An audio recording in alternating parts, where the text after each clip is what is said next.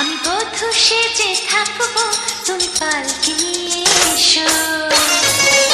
শাহ আলম মীর, ডাকনাম শহীদ। এখানে আসছি আমার আপন ভাই একমাত্র পুত্রের সাথে আমার একমাত্র কন্যাকে বিবাহ বন্ধন আবদ্ধ করছে।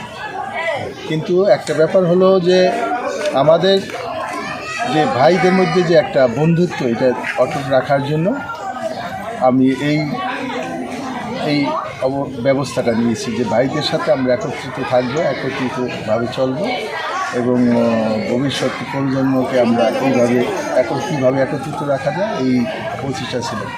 আর গাড়ি পালকি এটা হলো যে এটা মানে এখন আর সচরাচর মেলে না, পাওয়া যায়।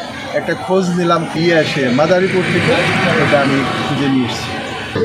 এইগুলি আমাদের ভাই দিয়ে আমরা এইগুলি দেখতে পাচ্ছি, আমাদের অনেক ভালো লাগতেছে। কারণ এইগুলি সচরাচর আমাদের গ্রামে দেখা যায় না। পালকিতে করে আমার বোন ঘুরতেছে, আবার আমার ভাই এলো ঘোড়ার গাড়ি করে ঘুরতেছে, এই জন্য আমাদের অনেক ভালো লাগতেছে। ভাইয়ের বিয়ে খাইতেছি, আনন্দ করতেছি, খুব ভালো লাগতেছে।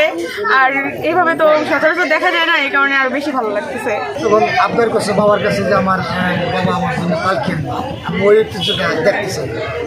এখন তারা আবদার রাখার জন্যে এই পালকি আনার ব্যবস্থা করছে। এখন আমার মনে হয় ভাঙ্গা থানায় এরকম বিয়ে হয়েছে কিনা আমি জানি না। ওই পালকি আসায় ঘোরা আসায় তারা অনেক খুশি।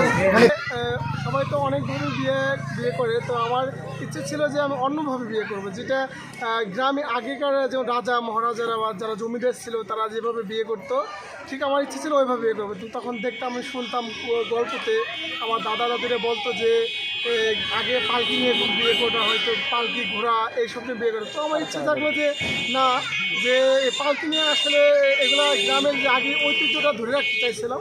সবাই আপনি আমাদের জন্য দোয়া করবেন যেন আমরা সুখী সংসার করতে পারি, এই কামনা করছি।